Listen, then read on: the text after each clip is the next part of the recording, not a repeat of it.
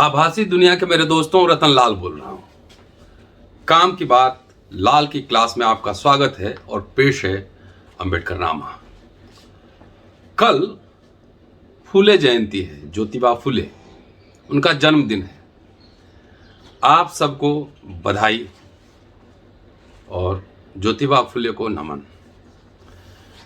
साथियों, मैं इस एपिसोड में यह बताने वाला हूं कि डॉक्टर अंबेडकर ने कब कहा था कि ज्योतिबा फूले को मानने वाला मैं ही हूं, मैं ही इकलौता व्यक्ति हूं, और जो लोग उनके नाम पे राजनीति कर रहे थे वो छद्म हैं और उन रास्तों से भटककर कांग्रेस में शामिल हो गए हैं।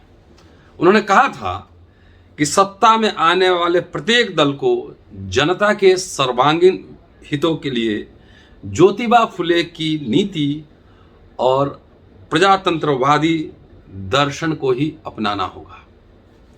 चलिए लिए चलता हूं नवंबर 1951, पहली लोकसभा चुनाव। 17 नवंबर 1951 को नासिक में एक चुनावी सभा हुई थी।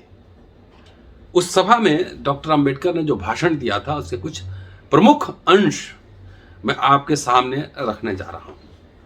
उन्होंने कहा, भाइयों और बहनों, मेरे मित्र आयुष्मान भाऊराव गायकवाड़ ने मुझसे विनती की है कि मैं आपसे दो शब्द कहूं। यह चुनावी दौरा है और चुनाव के बारे में ही कुछ कहने जा रहा हूं।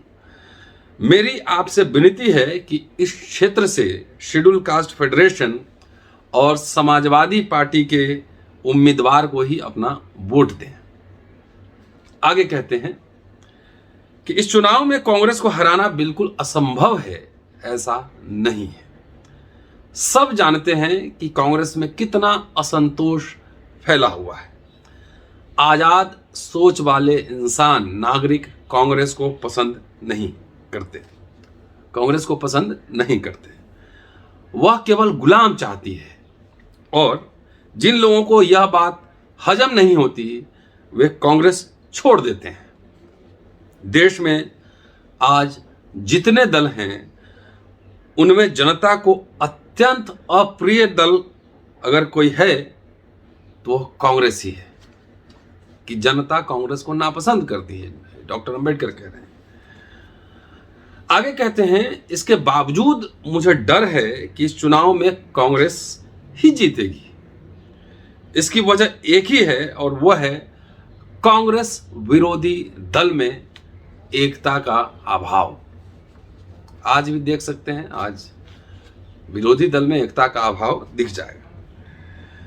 कई पार्टियां हैं और हर पार्टी अपने अपने उम्मीदवार खड़े किए हैं। ये उम्मीदवार आपस में झगड़ेंगे और उनके झगड़े के कारण कांग्रेस विरोधी ताकतों का बल कमजोर हो जाएगा और कांग्रेस की विजय होगी।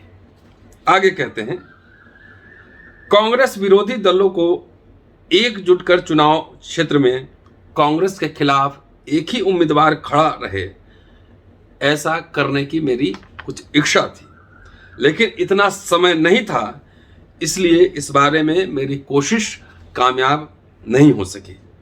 हालांकि जिन पार्टियों में कॉमन मिनिमम प्रोग्राम की यहाँ बात कर रहे हैं और इसके तहत इन्होंने समाजवादी पार्टी से चुनाव का करार किया था, और कहते हैं कि हमने समाजवादी पार्टी से चुनाव का करार किया है, और उदाहरण देते हैं कि आप जानते हैं कि पंढरपुर जाने के कई रास्ते हैं, सभी एक ही रास्ते जाएं यह संभव नहीं। कुछ लोगों की श्रद्धा होती है कि फला राह से जाएंगे तभी बैकुंठ की प्राप्ति होगी। अभी तक हमें राजनीति का कोई खास अनुभव नहीं है। जब अनुभव की प्राप्ति होगी तभी सब दल इकट्ठा होने के बारे में सोचेंगे। उसी में हमें कांग्रेस के खिलाफ दलों के एकजुटता के दर्शन होंगे। लेकिन आज हर किसी को अपना ही रास्ता सही लगता है। आगे कहते हैं कि फेडरेशन और समाजवादी दल का चुनाव में गठबंधन है। हम दोनों के बीच कुछ मामलों में मतभेद है, लेकिन हम दोनों की दिशा एक ही है। उच्च वर्ग के दबाव से जनता को मुक्ति दिलाने को लेकर हम दोनों दलों की राय एक है। इसलिए भले सभी मामलों में हमारी राय एक न हो, लेकिन दोनों दलों का एक दिल से संगठित होकर इस लड़ाई में एक दूसरे का साथ देना संभव है। इसका हम दोनों पार्टियों के यकीन होने के कारण हमने संयुक्त रूप से चुनाव लड़ने का फैसला किया है। आगे कहते हैं, अब यहाँ पे इंटरेस्टिंग एपिसोड आ रहा है जहाँ ज्योतिबा फुले को कोट करते हैं और उनके दर्शन को बताते हैं। कहते हैं कि मुझसे सवाल पूछा गया कि महाराष्ट्र की शेतकारी कामगार पार्टी किसान मजदूर दल से आपने हाथ क्यों नहीं मिलाया। इसका उत्तर देते हुए कहते हैं कि आज से पहले कभी इस विषय पर मैंने सार्वजनिक रूप से कुछ नहीं कहा था, लेकिन आज मैं इस सवाल का जवाब देने वाला हूं। पहले ब्राह्मणेतर दल था, मतलब गैर ब्राह्मण दल, न सिर्फ अपने प्रांत में अर्थात महाराष्ट्र में, बल्कि मध्य प्रांत वरहाद मद्रास में भी ऐसी पार्टी का अस्तित्व था। माननीय ज्योतिबा फुले ने इस पार्टी की शुरुआत की थी, इसलिए इस पार्टी के अनुयायी अपने को फुले के अनुयायी कहलाने लगे। लेकिन वे केवल नाम मात्र के ही अनुयायी रहे, केवल सिंबलिज्म है, नाम मात्र के ही अनुयायी रहे। ज्योतिबा का कार्यक्रम, उनकी नीतियां आदि बातों को इन लोगों ने त्याग दिया है। अपने अलग अस्तित्व को जमीन में अपने ही हाथों गाड़कर वे कांग्रेस में शामिल हुए।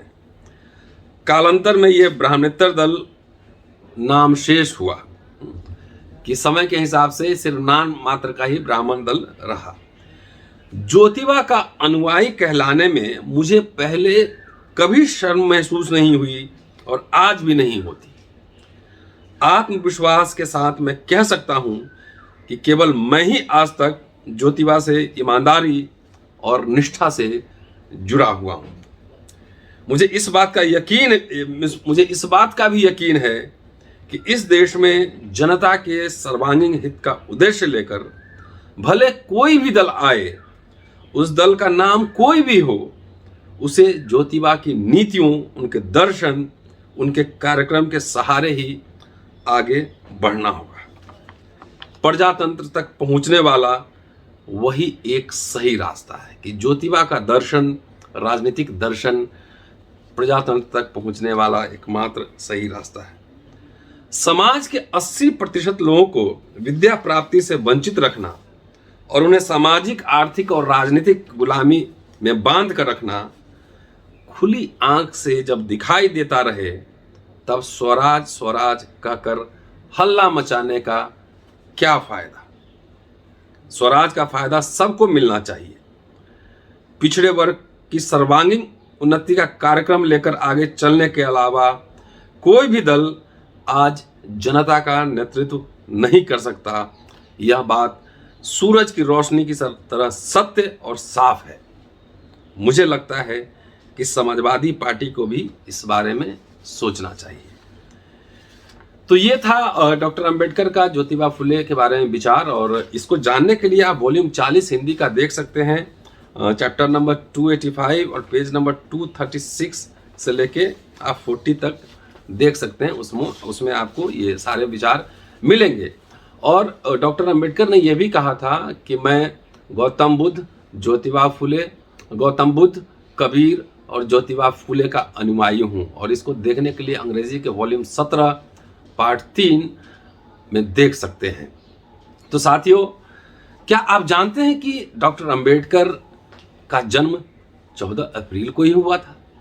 इस बारे में डॉक्टर अंबेडकर का क्या कहना है 13 अप्रैल को या 14 अप्रैल को मैं यह बताने वाला हूँ। उनका कहना था कि मुझे पता नहीं कि मेरा जन्म किस दिन हुआ है, मेरे पिताजी ने कोई रिकॉर्ड ही नहीं रखा, उसकी उन्होंने ज़रूरत ही नहीं समझी। तो ये भी लेकर आऊँगा और साथ साथ ये भी एक एपिसोड में बताने वाला हूँ कि मैं पुनर्जन्म में विश्वास करता हूं। अंबेडकर ने कब ये बातें और क्यों कही थी, ये भी बताने वाला हूं। शुक्रिया साथियों, keep watching and sharing Ambedkarnama. 50,000 subscription हो गए हैं, आप सबका शुक्रिया और बधाई भी। और आप सबकी जिम्मेदारी है कि इस साल के अंत तक इसको 5 लाख कीजिए, ताकि ज़्यादा से ज़्यादा लोग ऑथेंटिक बात, कथा कहानी, ऑथेंटिक बातें सुन सके। शुक्रिया साथियों, जय भीम, फिर मुलाकात।